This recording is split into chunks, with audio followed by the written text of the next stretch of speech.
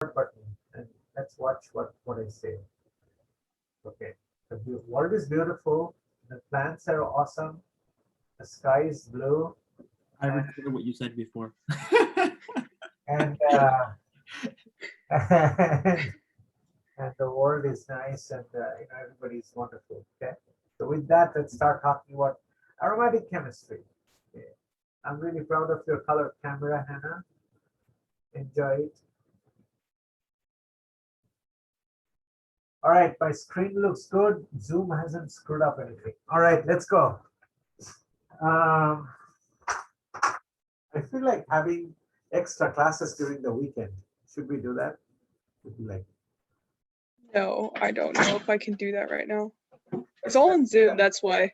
Don't you guys love chemistry, organic chemistry, and NMR?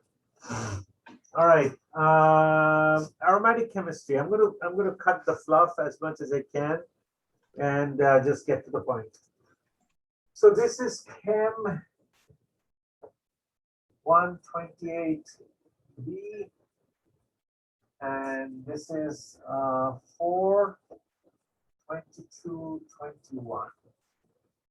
Okay, and we're talking about aromatic stuff. Aromatic. I'm just going to say aromatic. Okay, aromatic molecules.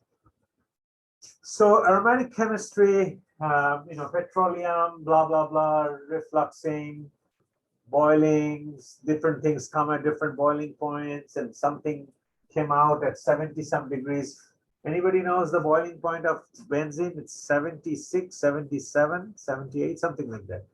So this strange thing came out, okay, and that defied all the existing wisdom at that time, and people were totally confused.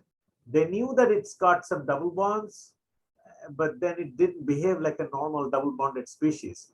That's why aromatic molecules get to have their own chapter, their own zone, and they get read with a lot of respect. Like, it's not just like a double bond, it's a special double bond. It's a very happy double bond, like much more stable than a normal double bonded compound, like an alkene. So as I said, let's do the quick discussion. C6H14 is the normal 6 carbon chain species, hexane. We all know that. Then we have hexene, or some kind of alkene with 2 double bonds. We can have that here. This is called 1, 2, 3, 4, 5. 1, 5 hexadiene, and this is going to be called 1, 2, 3. 1, 3 hexadiene. Okay, don't worry about that. This would be a triple bonded species.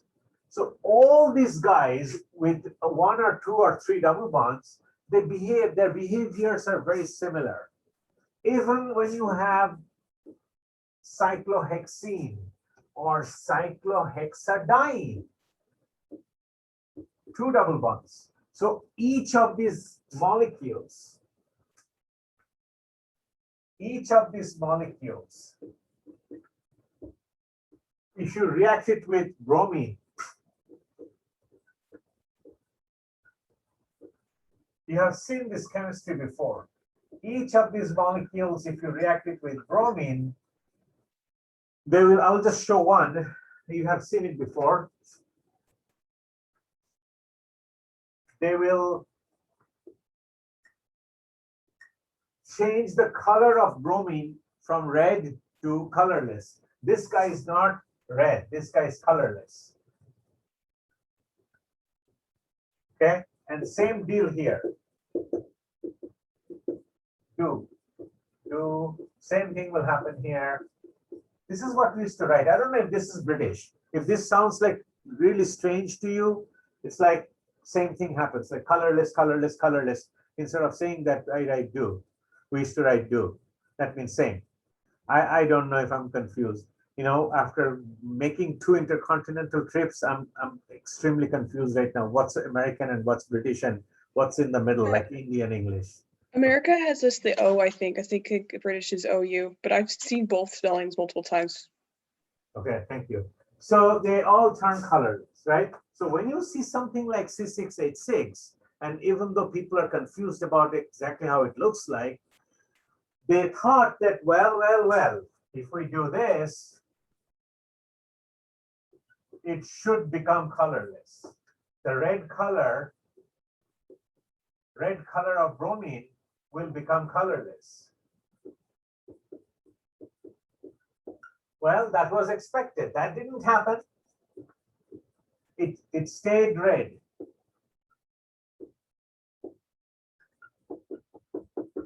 As it stayed red, it turned out that, well, it's got unsaturation, it's got double bond or bonds, but they don't behave like a double bond. So this confusion, this unknown, the confusion derived from that unknown territory of this molecule continued for decades. I don't know the history, like how long people were confused about how does bromine look like, benzene look like, right? So eventually I told you that story of Kekule's dream. I'm not going to draw that snake again.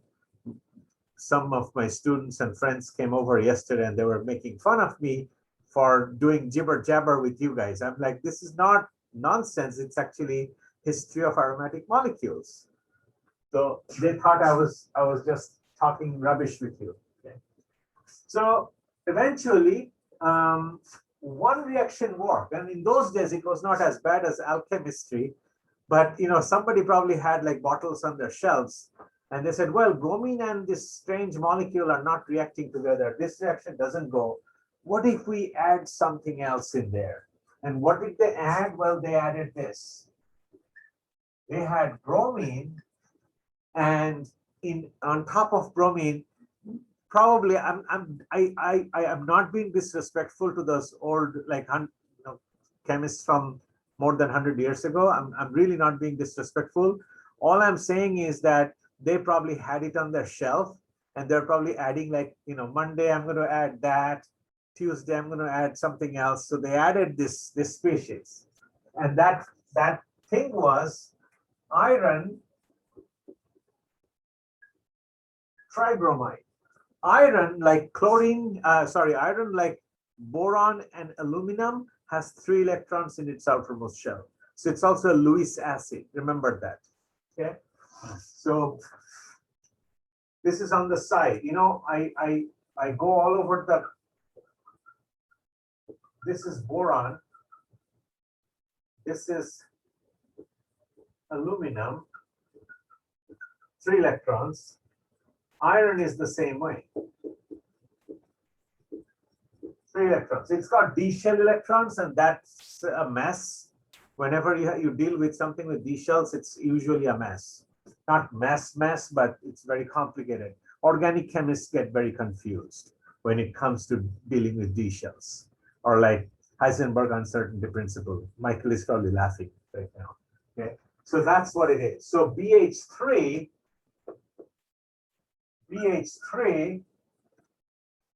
just a reminder from your past, has this hole, nothing here.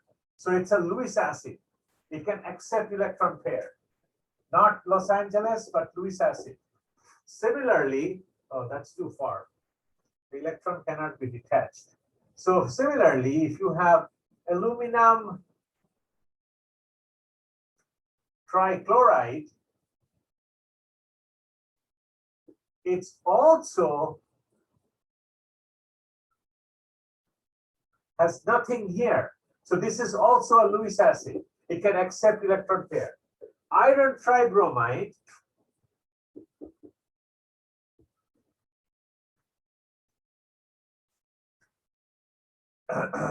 iron tribromide as well has nothing here. So it's a Lewis acid. We will need this information later on. I just wanted to talk about this guy, and this guy. What's common between them? They all have 3 electrons in their outermost shell, and all these compounds, BH3 boron, remember hydroboration? You do the anti-Markovnikov, what was that? Hydration of alkenes, and the hydrogen goes from the wrong end.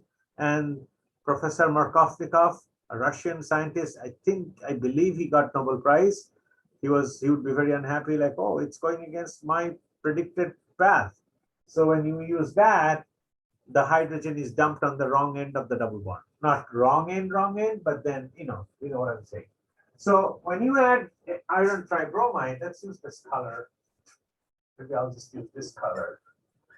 When they sprinkle some iron tribromide one fine morning from one of the bottles on the shelf, something happened. Okay. Usually these reactions are all addition reactions, full addition. You have learned it. These reactions are addition reaction because everybody stays. Nothing gets chopped off from the alkene. You don't add one bromine and the other bromine disappears. That doesn't happen. You add both bromines. Everybody in the alkene stays in pretty much the same place. You just remove the double bond and add the bromines across the double bond. So it's a 100% addition reaction. Over here, something funny happened. What happened? Well, you got a molecule with one hydrogen replaced with one bromine. So it's not addition, it's a substitution reaction. So this was a substitution reaction.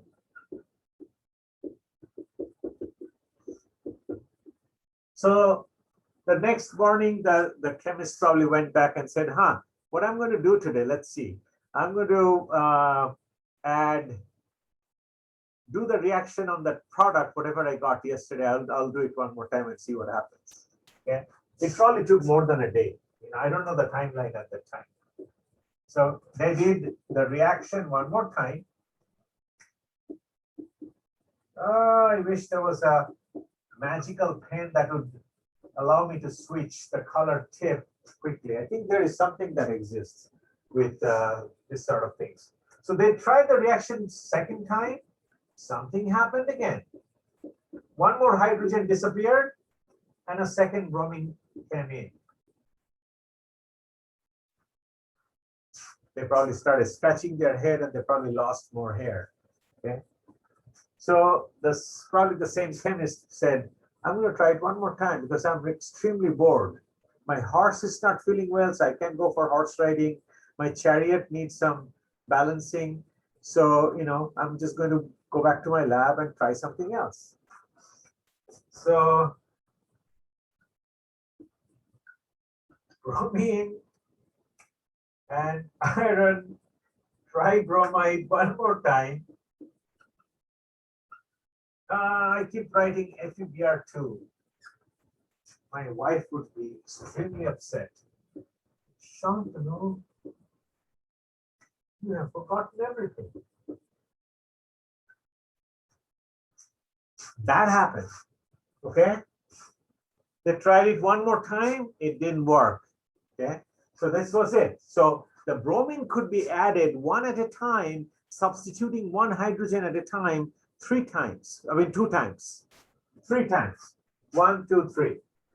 The funniest thing was there was only one isomer, only one monobromo compound.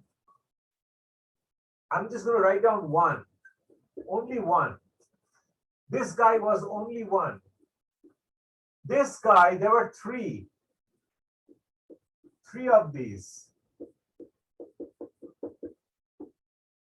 And that confused people even more. I mean, when they figured it out eventually, this was just one, but they eventually figured out that this dibromo compound can exist in 3 different ways, okay? From further research down the road. So people were more confused, and eventually Kekulé, thank God, Kekulé had that snake thing. It turned out, after all the drama and the stories and misinformation and fake news and everything that was going on, they eventually figured out that this molecule looks like this.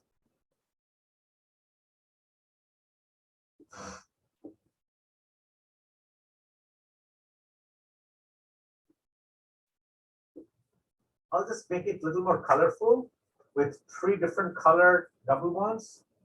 Let's put like a green pi bond and a blue pi bond and a red pi bond. Okay, and 6 hydrogens.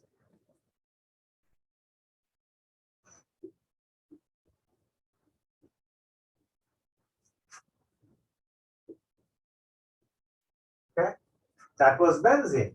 And they said this is what C6H6 looks like. And it's a flat molecule. Every carbon is in sp2 hybridization. So every carbon is planar, approximately 120 degrees. Okay, sigma, sigma, sigma bonds. That's a pi bond made from 2p electrons, 2p orbitals, and they are, I don't have my green pen. So this p orbital and this p orbital, they are perpendicular to the plane of the molecule and they're parallel to each other. The 2 red p orbitals are perpendicular to the plane of the molecule and they're parallel to each other. They're all parallel.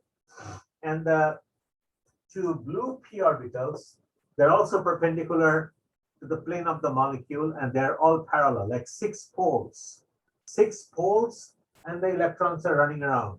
Okay, electrons are actually, they can resonate, they can delocalize themselves by kind of mixing with each other. We will talk about that in a second.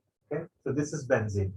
This is old information, there is nothing new, and we have spent some time doing this business. So let me take a snapshot, and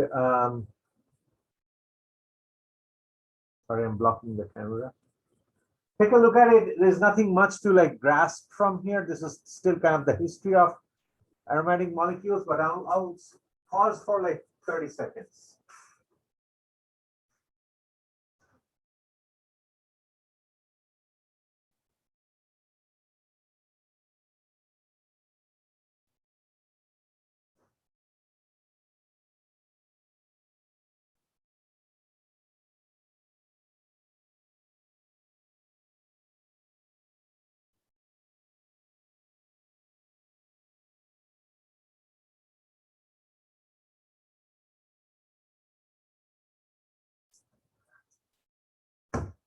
Okay, let's go. Let's move. Let's keep moving. All right.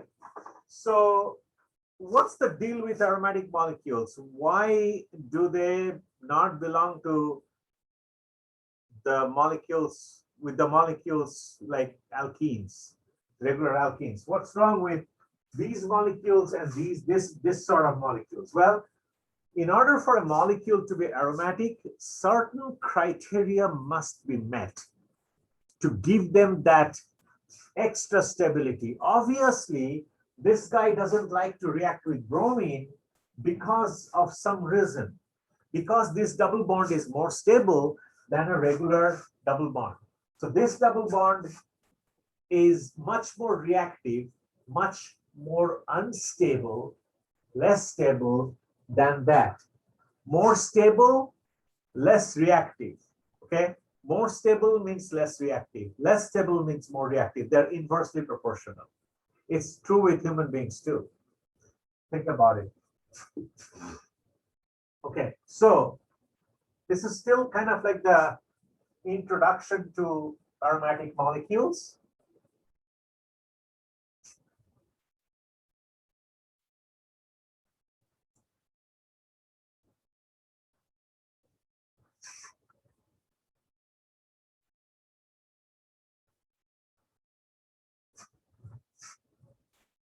So I'll not get into that. I used to teach the numbers, like 36 point some kilocalories per mole is the stability, like the energetic stability of benzene with respect to the expected value. Okay, I don't throw those numbers anymore.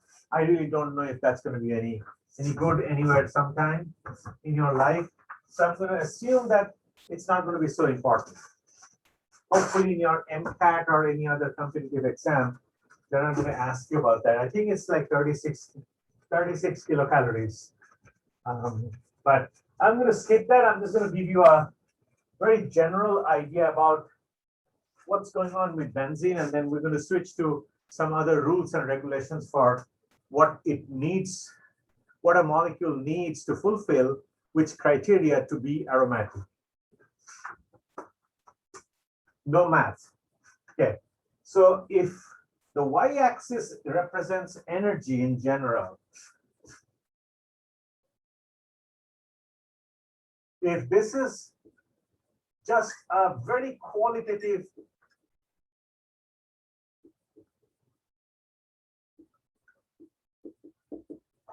idea about energy. So higher I draw means it has more energy. Lower I draw, that means it's got less energy, right? So if I draw something at the very bottom, you will understand that it's got less energy, internal energy. Okay. So 6 carbon species, the one that's very happy, the happiest is probably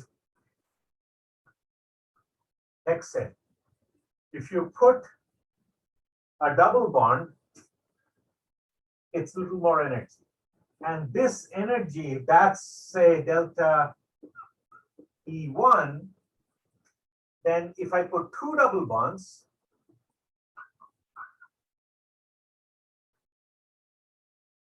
if I put a second double bond, that gap should be same. That should be, again, approximately, not exactly, delta E1, same energy, right? If I put a third double bond in that molecule,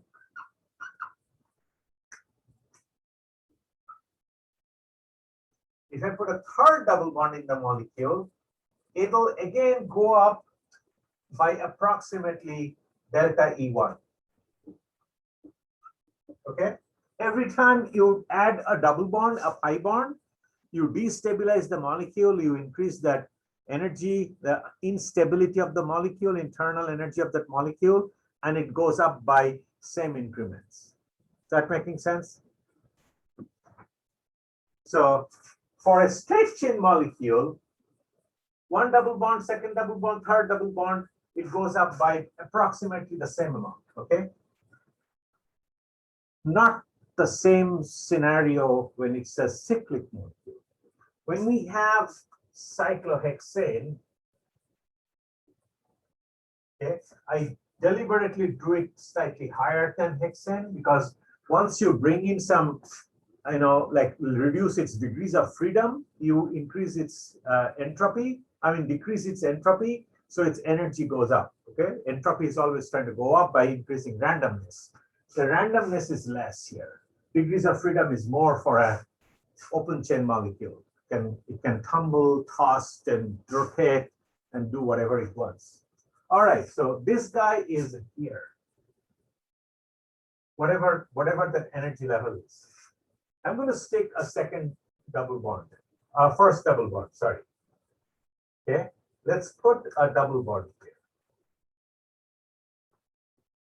And let's say that energy gap is delta E2. Just because this is E1, I'm just calling it delta E2. Whatever that number is, let's not worry about that exact number. Okay, so that's fine. Now let's take a second double bond.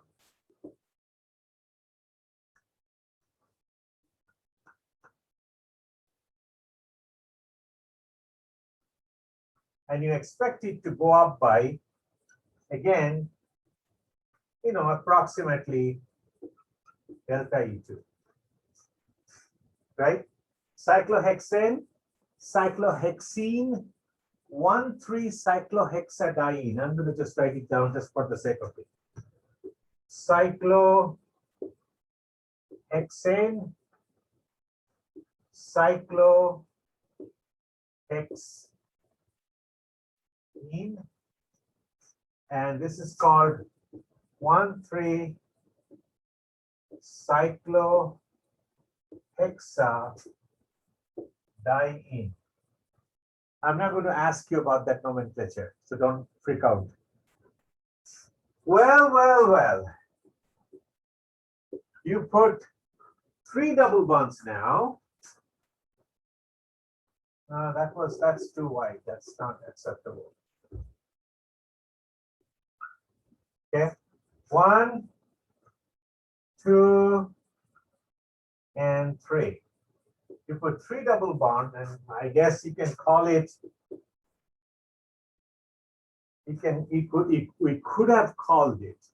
Okay, we could have called it 1,3,5 cyclohexa triene. If aromatic compounds did not exist, then we would have called it 1,3,5 cyclohexa triene. You know that's not true. This is wrong. That's not what we call it. You know that we call it benzene. Okay, and this number, delta E2, this is expected.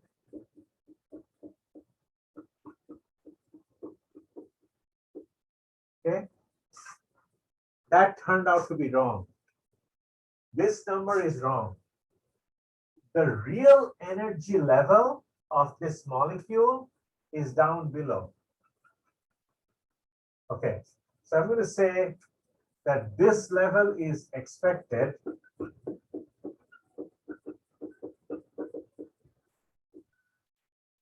from your legitimate guessing or predictions. This level is what you find experimentally. Experimental or real. That's the real number. Okay? And it happens to be much less than delta E2. So there is a discrepancy. There is a discrepancy of this much energy. And that discrepancy, expected minus real or expected minus experimental, that gap is called aromatic stability.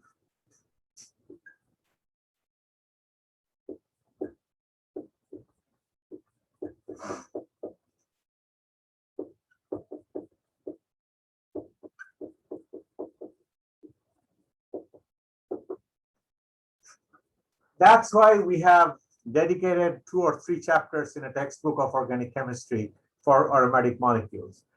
That's the culprit. Because of this, it doesn't react with bromine.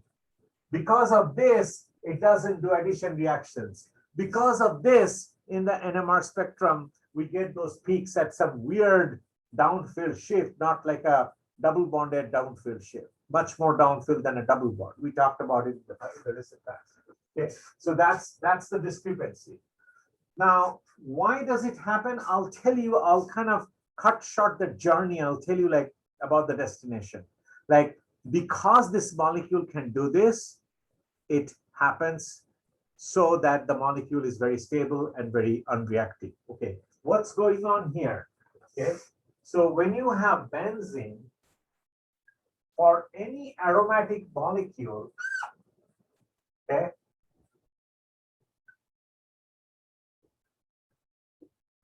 for any aromatic molecule, this is something you have learned already.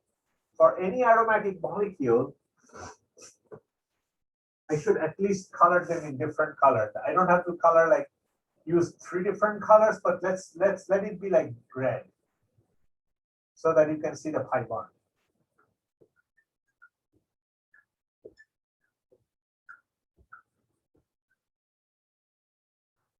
The reason an aromatic compound is an aromatic compound is because the pi electrons or the labile electrons spin around the periphery of that molecule continuously, like in a circular fashion, not just in between 2 or 4 carbons. This is always moving around. So this bond is pushing itself down here. This bond is pushing itself down here in between if we say, I'll just number it in a second. If we number the molecule 1, 2, 3, 4, 5, and 6, right now the double bonds are between 1 and 6, 5 and 4, and 3 and 2. Once the shift, we use a double-headed arrow. This is very important. This is a wrong arrow. This is a wrong arrow. These are all wrong. That's the resonance arrow. I'll explain what resonance is. I bet you guys have been exposed to it before. So now the double bonds have shifted.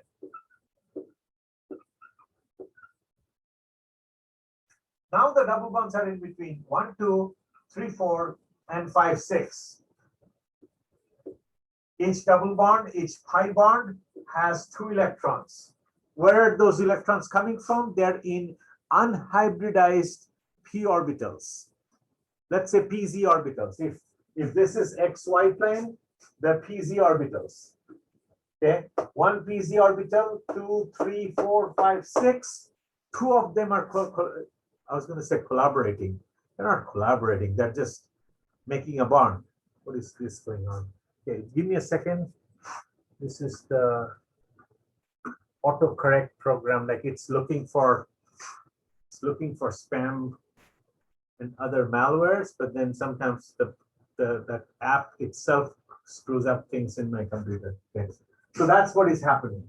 So this business where the pi bond electrons or some other electrons, like when you have a positive charge or a negative charge, or you have a lone pair, when they're spinning around, they're moving around, this business is called the R word. What's that R word?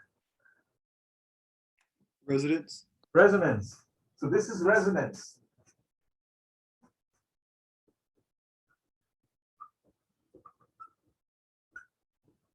And this is basically delocalization. Is there a word called delocalization? I think so. Yeah. Delocalization of, I'm going to use this word, labile. Labile means mobile, kind of like something that's not stationary, non-stationary, something that's moving around. Labile electrons. What kind of electrons fall under this labile category? Well, pi bonds, pi bond electrons. What else? A lone pair.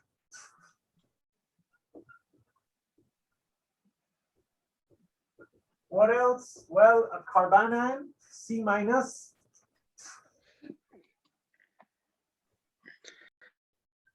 If you have a carbanion, that those 2 electrons can do this funny business of moving around, or it can also work if you have a positive charge.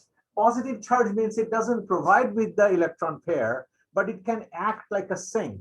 Something can float into a positive hole. If a carbocation is there, it can actually assist in that business of delocalization. But if you have nothing but sigma bonds, that's a death sentence. No resonance can happen. Sigma bonds are like, I call them sigma wall. Sigma walls are no good for helping delocalize electrons. Okay, so this guy can do that, and there are some other criteria that benzene is also fulfilling to be the first recognized aromatic molecule. So these are called resonance contributor structures. So this is a resonance contributor structure. This is one and this is one. This is a resonance contributor structure. That's also a resonance contributor structure. That means the structure could be either that or that. Okay, it's not in equilibrium. That's why we don't use this sign.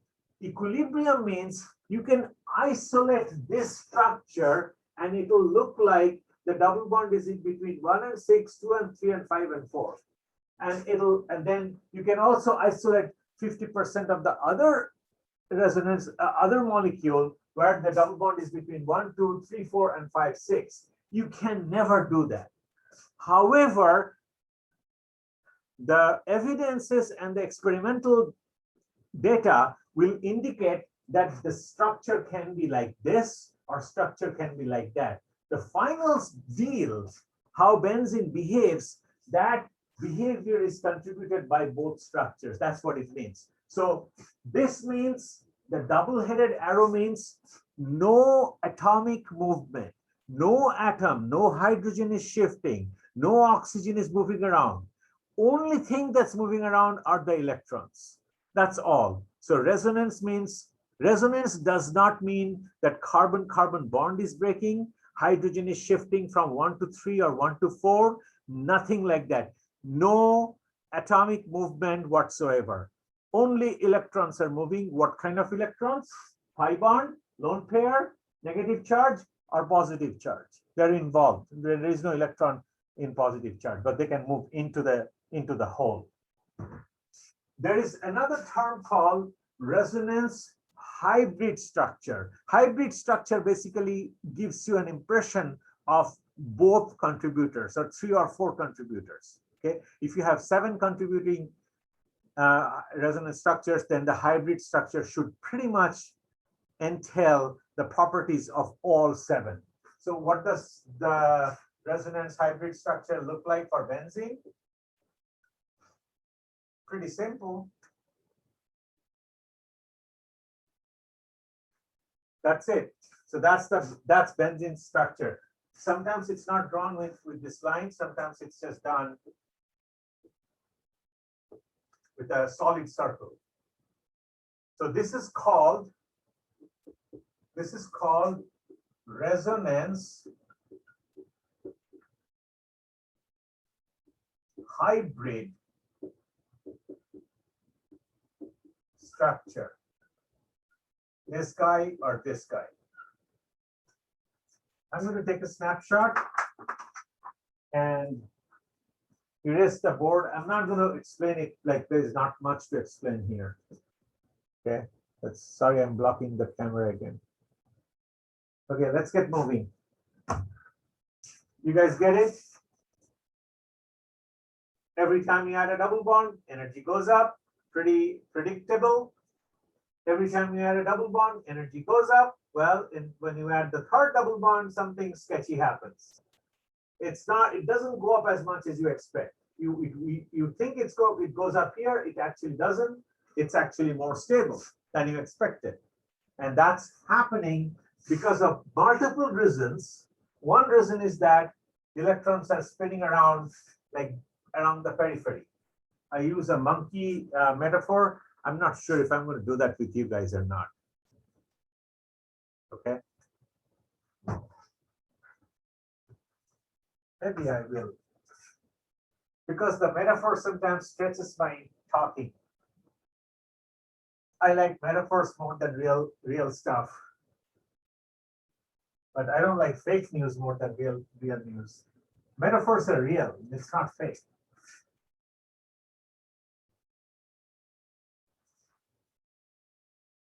Okay.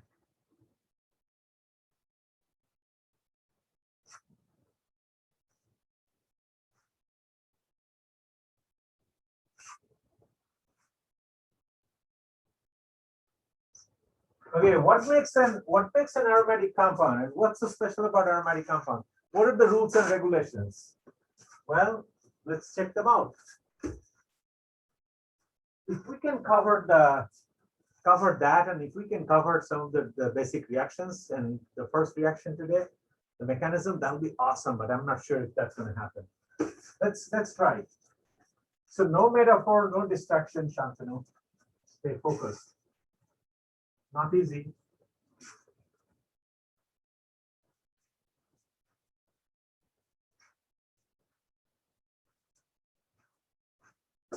Okay. So let me see if I have a green pen. My green pen color is not doing well. Yes, I do. Okay, so that guy has to, which one is the new one? Okay, that one. I'm going to change the black one too.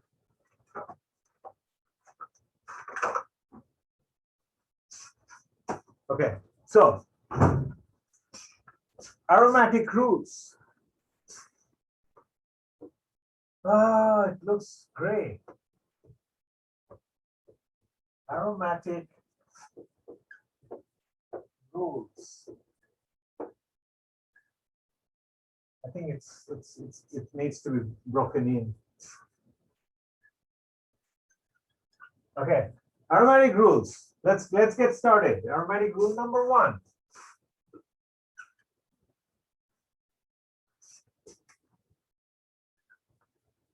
Not aromatic. I'm going to draw some random compounds. This is not aromatic. Well,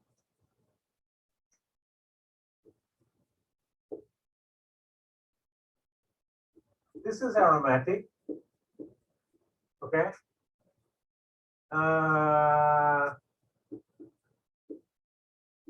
This is not aromatic. This is not aromatic. Okay. Between that molecule and this molecule, this is not and this is aromatic. So what should be our rule number 1? What does the aromatic molecule must be looking like? What property it must fulfill? You have a benzene ring? Not benzene ring. Aromatic ring. Make it simpler. Not this, but this. What is that? It has to be cyclic. Shahid, you say your name popped up. It has to be cyclic. Cyclic, yes. Must be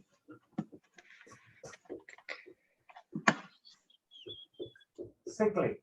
Yes, it has to be cyclic. Number 2.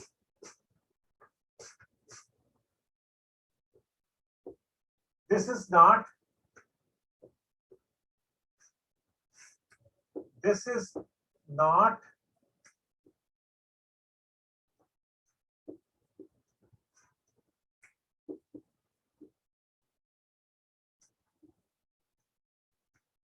This is not. So what should be rule number 2? Something about double bonds. Some kind of an array of double bonds. It's the fancy word starts with C or A. What am I hinting at? What kind of double bond arrangement you must have in that cyclic system? Double, single, double, single, double, single. What is that called?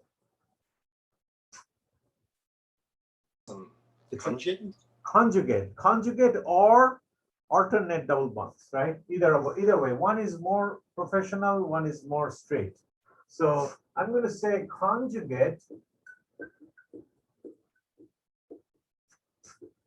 or alternate. What's wrong with that? It means the same thing. Alternate double bonds. I'm going to make like a sub rule. That's Shantanu's rule. Okay.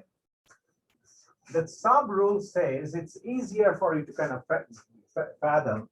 So if you have a cyclopentane molecule and it's got 2 double bonds, it's not aromatic. Okay. You can either say it's not conjugate. I want you to, you don't have to use it or you don't have to memorize it or anything, but if it helps you kind of make sense out of the situation, use it. So this is my way of saying that I call this scenario a sigma wall. I call this region.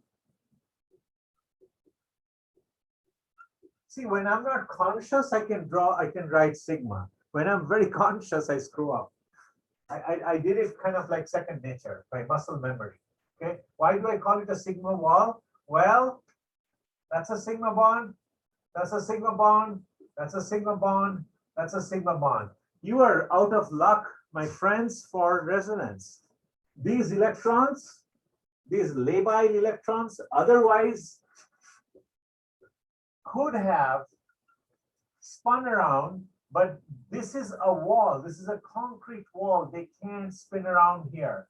This is a death sentence. So sigma wall is a bad idea. You can't have a sigma wall. If it helps you, learn it, memorize it. If it doesn't, don't bother. You won't hurt my feelings.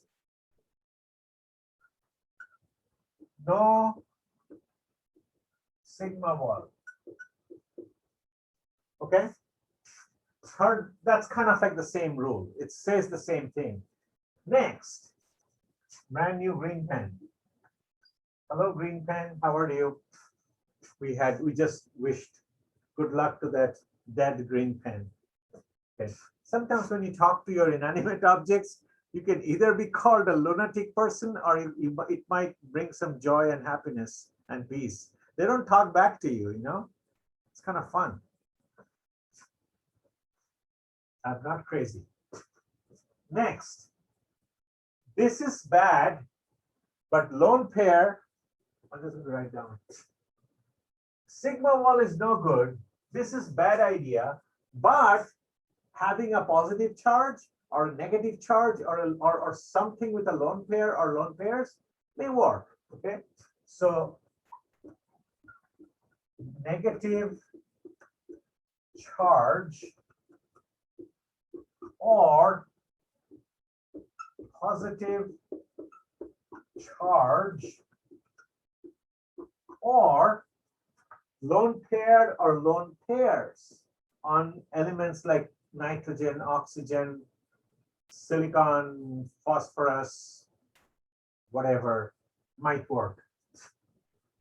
Lone pair or pairs may be okay. Maybe okay.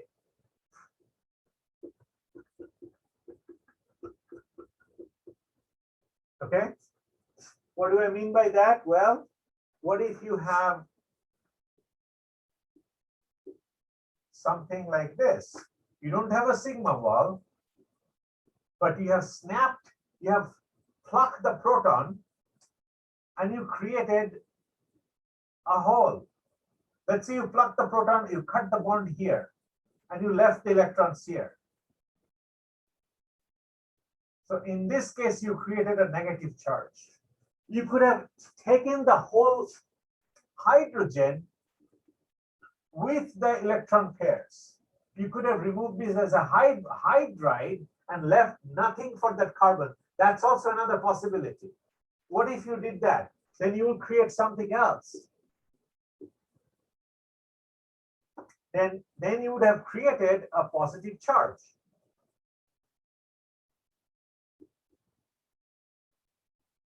You got nothing here. Okay, you could have produced a negatively charged species. You could have produced a positively charged species, and one of them or both of them or none of them, maybe or maybe not. That's too many pluses and minuses. You get the point. Aromatic. Or you could have created a molecule. There could be a molecule that looks like this. You got this same framework, but in the middle, you don't have a carbon. What you have instead is a nitrogen. What does nitrogen have in its neutral form? Lone pair. This might be aromatic, we don't know. Or you could have a scenario where you have some weirdo instead of nitrogen with two lone pairs.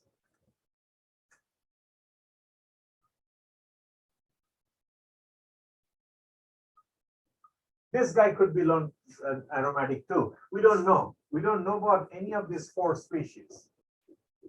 The last rule will be very critical for that. Must be cyclic. Conjugate or alternate double bonds must be there. No sigma wall. Sigma wall is bad. Instead of sigma wall, if you have a negative charge or a positive charge or lone pair or lone pairs, might be. We don't know. Let's check out the last rule. The last rule is very important. The last rule says the total number of labile electrons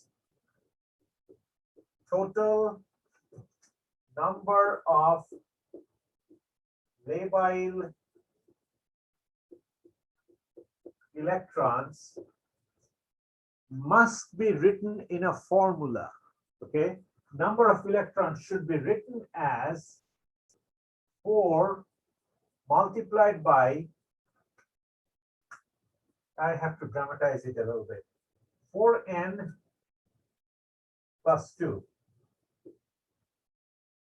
And n must be a whole integer. I'll explain what I mean by here. Okay, we're going to do some exercise where n equal to whole integer.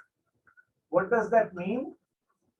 I know you guys are not mathematicians, but sometimes you guys act really weird, like you don't understand some basic stuff. Oh, you're talking about integer, or it's just a whole number that doesn't, not a decimal or fraction? So n equal to, n can be 0, 1, 2, 3, 10,000, 1 million, whatever. Okay. It can also be negative too. This is forbidden. It can't be half. It can be 3/4. It can be 5/6. Okay, these are prohibited. It cannot be a fraction. It has to be a whole integer, including 0. Let's practice. It'll make sense to you. Okay. I'll explain what it means. This is actually called Haeckel's rule of 4n plus 2. Haeckel with U with an umlaut, or lone pair. I call it lone pair. I'll write it down sometime later. Okay. So these are the rules. Check this out. These 4 compounds. Let's see. Let's go with here. Okay. Let's count the number of labile electrons. 1, 2, 3, 4. Nothing here. So the number of labile electron is 4. I used to teach the last rule of 4n plus 2 in my way until one of my students said, I don't remember which class, I think Chem 8 class in the last 1 or 2 years.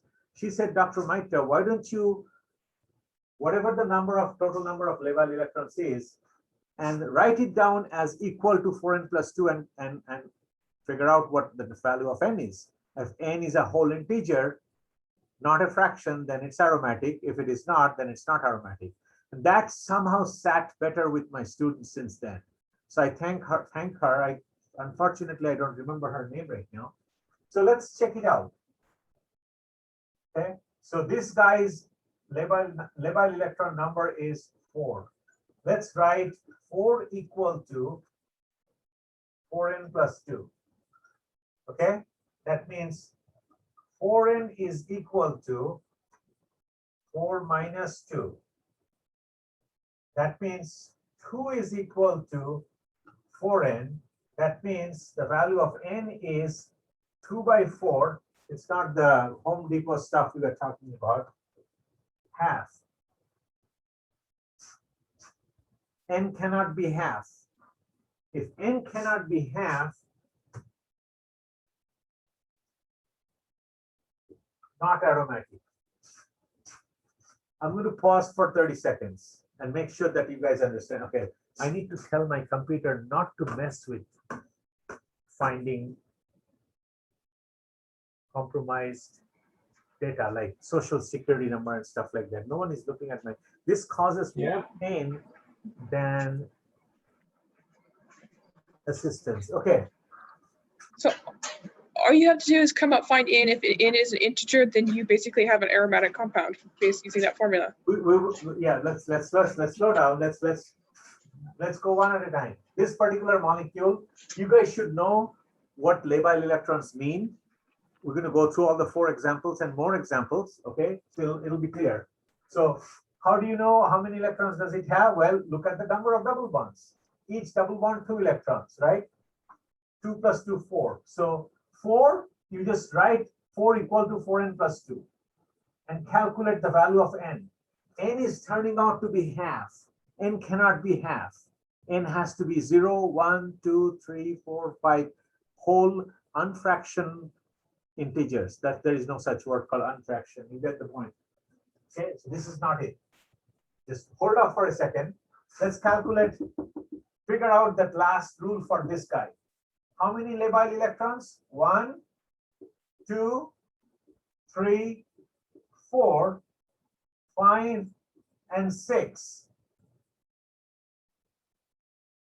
6 equal to 4n plus 2.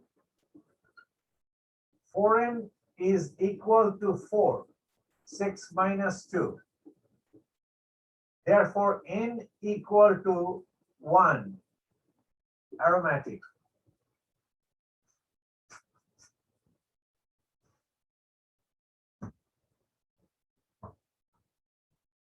Are you guys following me? Yeah. Let's check out that molecule. 1, 2, 3, 4, 5, 6. You count the lone pairs. That's why it's written lone pairs, or lone pair may be okay. You count the lone pair. Again, that number is 6. We already calculated it out. Aromatic. This guy. 1, 2, 3, 4, 5, 6. If you have 2 lone pairs, you just count one of them. Why? I will explain in a second. Don't count 2. I'll write down like a little extra rule from there. Only count 1. Only 1 lone pair is counted. Okay, again, 1, 2, 3, 4, 5, 6. Aromatic. Benzene, let's check out benzene. We have been ignoring it. How many double bonds? Cyclic, rule number 1. Conjugate double bonds, rule number 2. No sigma wall, yeah, it means the same thing. We don't really have to worry about negative, positive charge and lone pairs and stuff because we don't have any such thing, but it's conjugated. Okay, let's count the number of electrons. 1, 2, 3, 4, 5, 6. That means the value of n is 1. Yes, aromatic. If I say, is this aromatic? Well, check out the rules. If you're an app, the app goes through the logical, like analysis. Cyclic, check. Conjugate double bonds? Nope, not aromatic. Cyclic, yes. Does it have double bond? Yes. Does it have conjugate double bonds? No. No. There are 2 sigma walls, are not conjugated. No. Make sense so far? Let's pause for 30 seconds and I'm going to erase, take a picture, and go from there. We're going to practice a few more.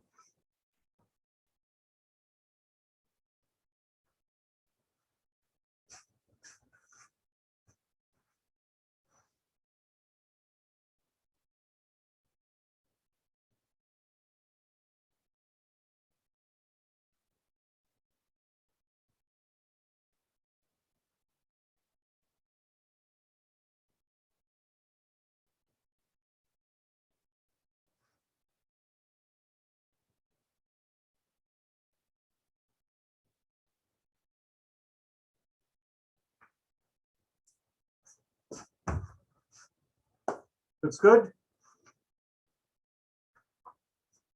We're going to go through some more examples. Let's do that.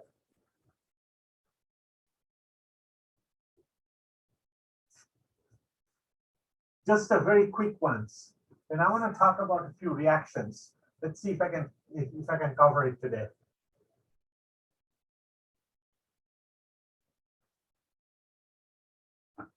Okay.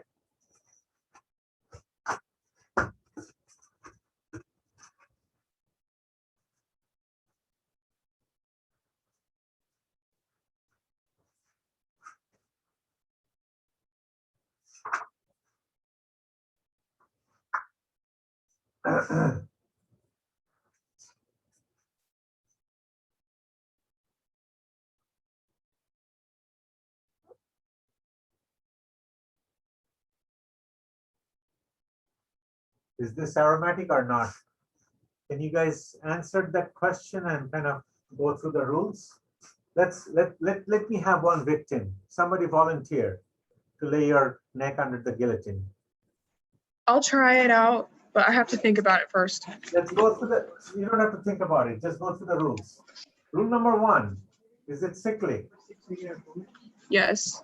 Okay. Does it have conjugate double bonds? Double, single, double, single, double, single, no? Yes. Single bond. Okay. Do we have to worry about this? No. What's the total number of electrons, labile electrons here? I think there's 4 in there. Okay. Is 4, does 4 make n a whole integer? Can you write 4 as 4n plus 2 where n is equal to 0 or 1 or 2 or 3? If I do the math, I think it comes out to be 1/2, which I think is incorrect. So it would not be a aromatic compound.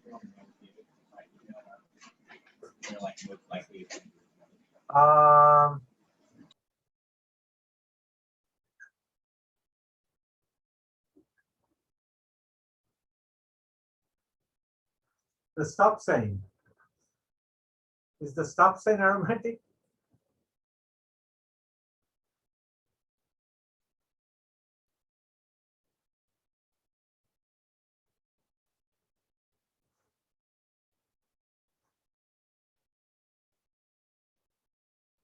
I don't think it's aromatic What's your problem? because there's 8 electrons. I do, but once you see that. Minus 2 makes it 6. 6 divided by 4.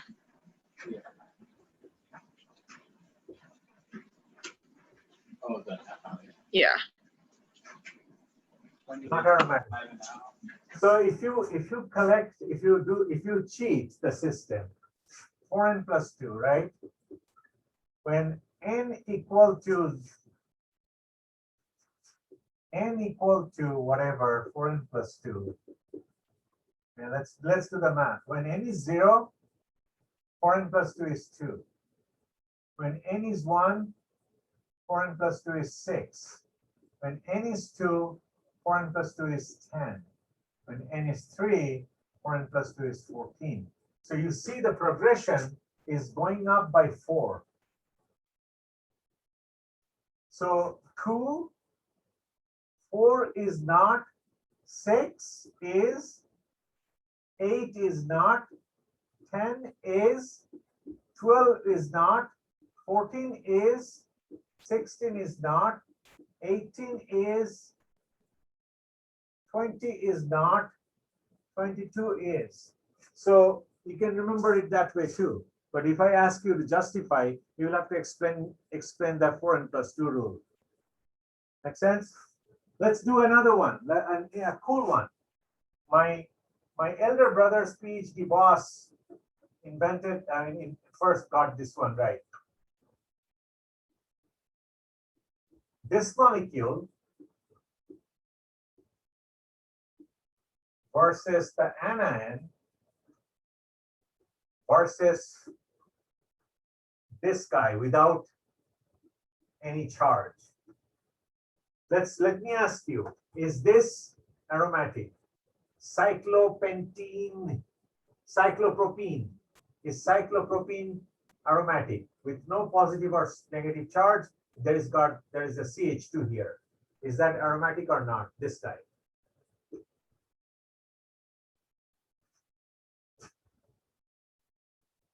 I'm inclined to think it's aromatic because I think it equals because 2 minus 2 is 0. No, you should. If you're a computer, if I'm a computer, if I'm thinking like an app, computers don't skip their rules. That's why they're usually correct. We think we can skip the rules and we can outsmart. That's why we make mistakes. Rule number 1: cyclic. Is it cyclic? Oh. No. It is cyclic, right?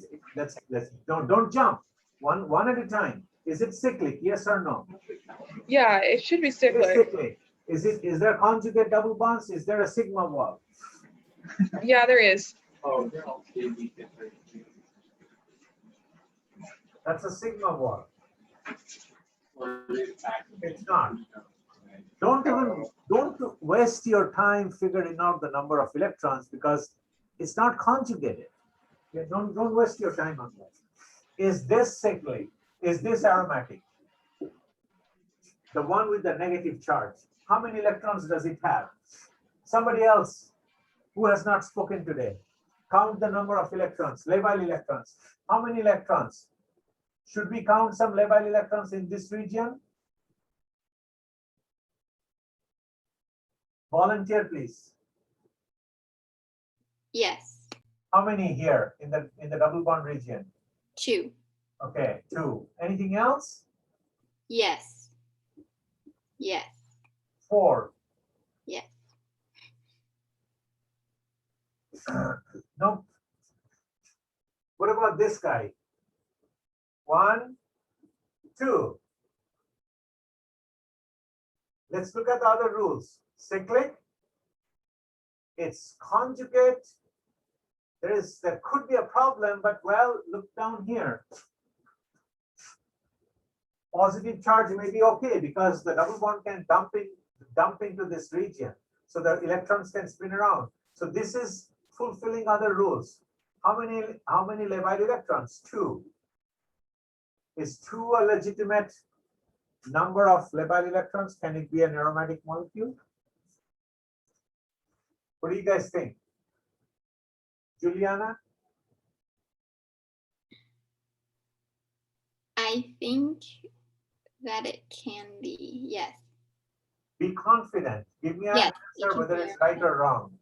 If you want to be a leader, you have to take some decisions. It may prove to be wrong decision, but leaders must stand by their decision. Yes or no? Yes, it can be aromatic. Somebody else wants to support Juliana or oppose Juliana?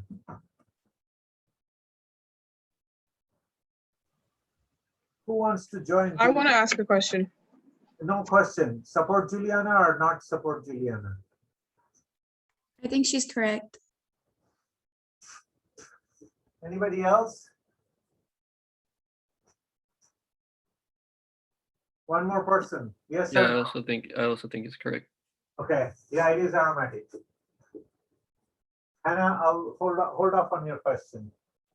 So that's actually the smallest aromatic compound invented by a professor named Ronald Breslow. He was a professor at Columbia University.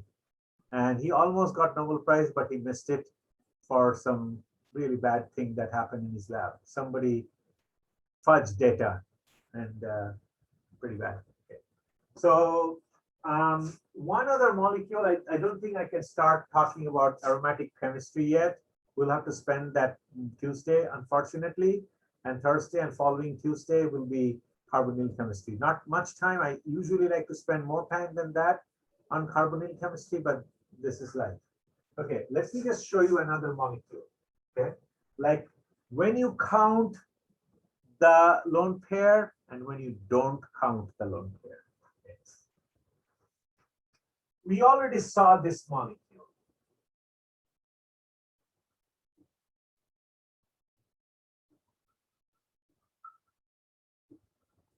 Okay, and we said that yes, we count those electrons. 1, 2, 3, 4, 5, 6.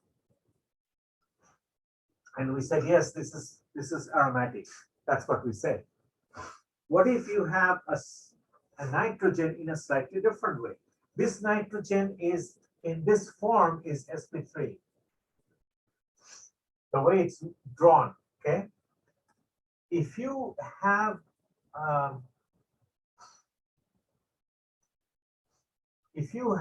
6-member molecule with a nitrogen and you have alternate double bonds, 1, 2, and 3.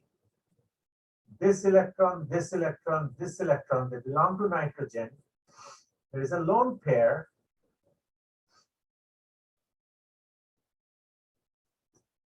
Over here, this nitrogen is in sp2 hybridization. This particular orbital where the lone pair is sitting is an sp2 orbital. Whereas these two electrons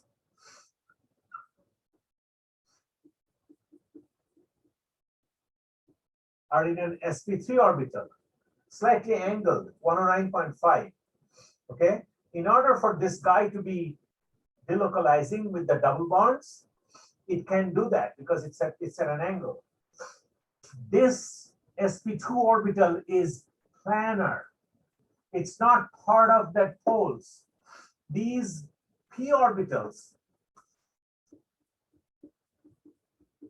all the p orbital electrons, they're perpendicular. It's like on a pole. Nitrogen has a pole, p orbital. That electron is here, here, here, here, here, here. This one is perpendicular on the plane of the molecule. This guy, the lone pair on this molecule cannot participate in that spinning business on the periphery. So when you count the electrons here, you count 2, 2, 2. So 2 plus 2 plus 2 equal to 6. You don't count those. You don't count that lone pair.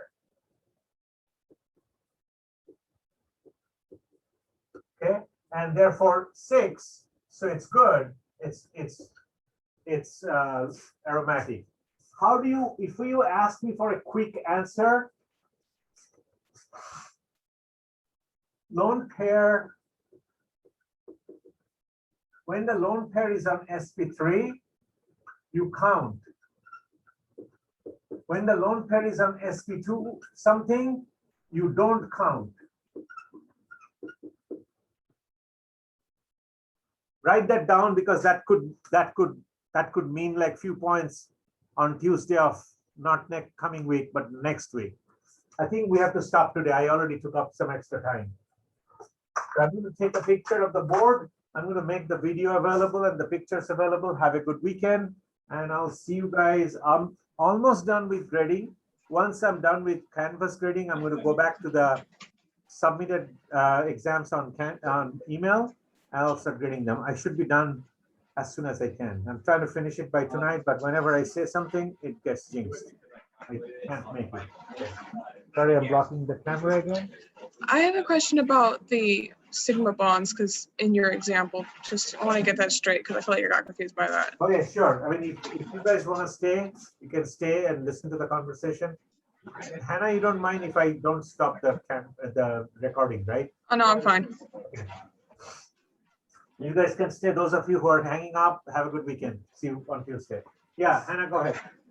No, it's just like I get all the rules. It's just the one with this is like you can't have like a sigma bond in it, and I just need to kind of see that clarified for me because the first one that you just are erasing right there.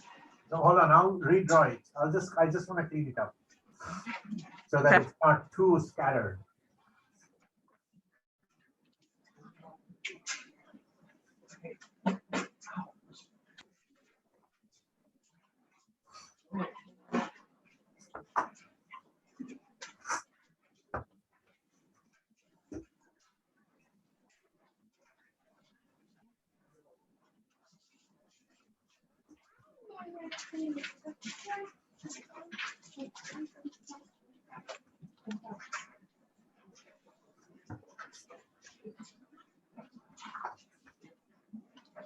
So you are a little concerned about it, right? So Just trying to recognize it because it's hard for me to see for some reason. excuse me.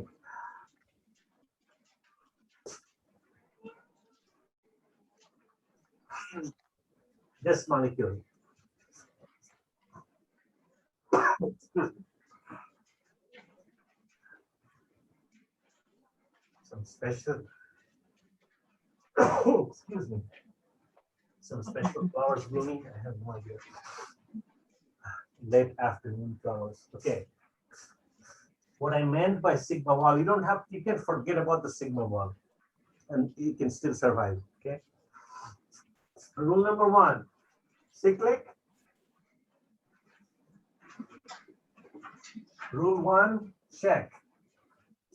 Cyclic. Conjugate or alternate double bonds. you can just stay there and you can forget about this rule. Conjugate double Yes, bond it means- does. Conjugate double bond means this. Conjugate, double, single, double, single, double, single.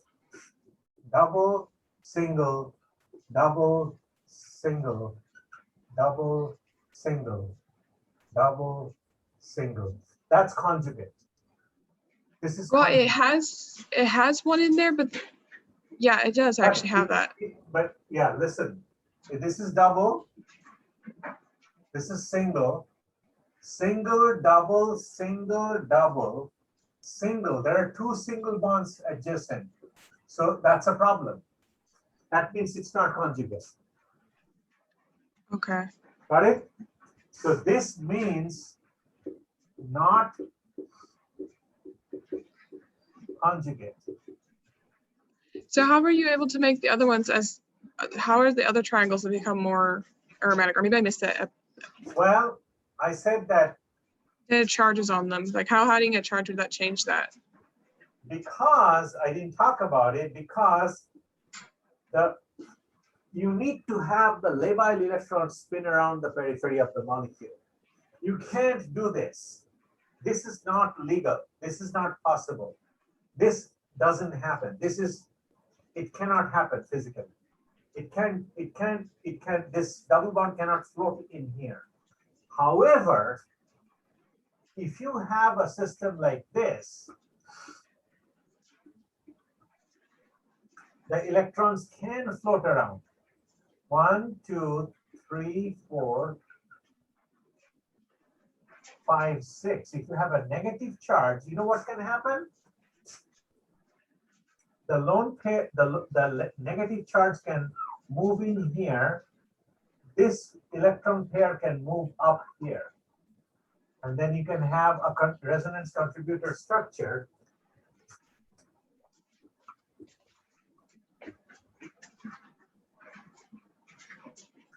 This double bond hasn't been touched, intact. These two electrons are now here. And those two electrons are sitting on top of here.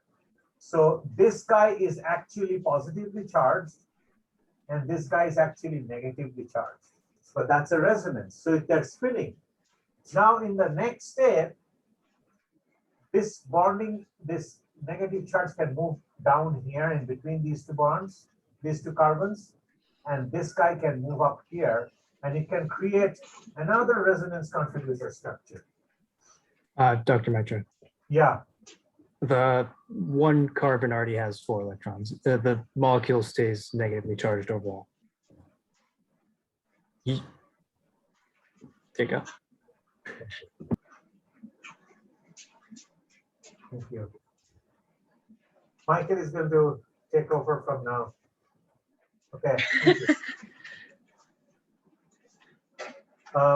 So now you have second double bond up here, and this bond is the bond that was a pi bond. The pi bond is a negative charged species here. Yeah, thank you, Michael. Appreciate it. Is So there the another negative positive charge charge is for you gonna to add? spin- Negative charge is spinning around. So the bottom line is the electrons are floating around with a negative charge all over the periphery. So that spinning, that uninterrupted cyclic spinning electron movement, delocalization, is essential for a molecule to be aromatic. And that can be done when you have a negative charge or a positive charge or a lone pair. This doesn't cut it. Because you can't move that thing down because you have to have a positive charge. Exactly. It can move past it when it's all sigma. Because it has to have a positive charge, else you're going to have 5 double bonded carbons, which is against the rule. Like 5 carbons attached. When you have a positive charge, let me just show this to you very quickly. It can also do the same thing. Michael, make sure you keep an eye on me. Okay. So it's got a positive charge. In this case, the movement happens in a different way. Over here, the negative charge started floating around. Over here, you have a hole. There is nothing to move from here, okay? So you can start breaking the bonds. I'm actually pretty good at resonance when it comes going towards the positive charge. So we just did that, right? You move the hole around. You basically pull up the pole from here, put it in that empty hole. Now you've created a hole in the periphery over here, but that little piece of wood is now sticking where the hole used to be, okay? So now you have moved the hole up there. It sounds funny, but then now the hole is here. Hole was here. You can move the hole one more time. This is the holy molecule with a moving hole. Okay, the bottom line is the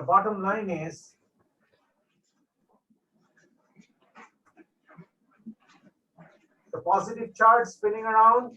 The electrons are still spinning around, but has some deficiency of electrons. Over here, there is some spinning business going on, but it's overall, it's little extra electron density in the ring. One of them is aromatic, one is not aromatic. This is definitely not aromatic because there is no monkey business going on, no spinning going on. Making sense, Hannah? Yes, it is. I have one more question. Yeah. For some reason, like, I know how to do the math for the one with the extra lone pair with the negative charge, but I'm trying to figure out how to do the math with the proton. Do I just minus one electron charge from the? You just count 0 for that positive charge. So there would be. So there would be four electron. 4 here. 1, 2, 3, 4. You count nothing because there is nothing. There is no extra electrons. There is no lone pair. There is nothing there. Okay. You just count 0. You count And then 0 for a positive charge. Okay, that makes sense. Make sense? Yeah. If you have 2 lone pairs, you count 1 lone pair, 2. Yeah? Yeah. So like in the one that is not aromatic, that one also has 4 in there as well, but you can't actually put that in, make that do the math for it because it's not 4 an is a aromatic wrong compound. number. 4 is just a wrong number. You need to have the right number of electrons spinning around. It can be 2, it can be 4, cannot be 4, it can be 6, it cannot be 8, it can be 10, it cannot be 12, it can be 14, it cannot be 16, it can be 18. Increments of 4. Because that's how the formula emerges. When people figured that out, then they said, how do you put it in a formula? 4n plus 2. All right. Thank you. That actually helped a lot. No problem. Clarified My questions. pleasure. Thank you, everyone, for being here. Thank you, Professor. No problem. Take care. I will. Bye, Sarosh.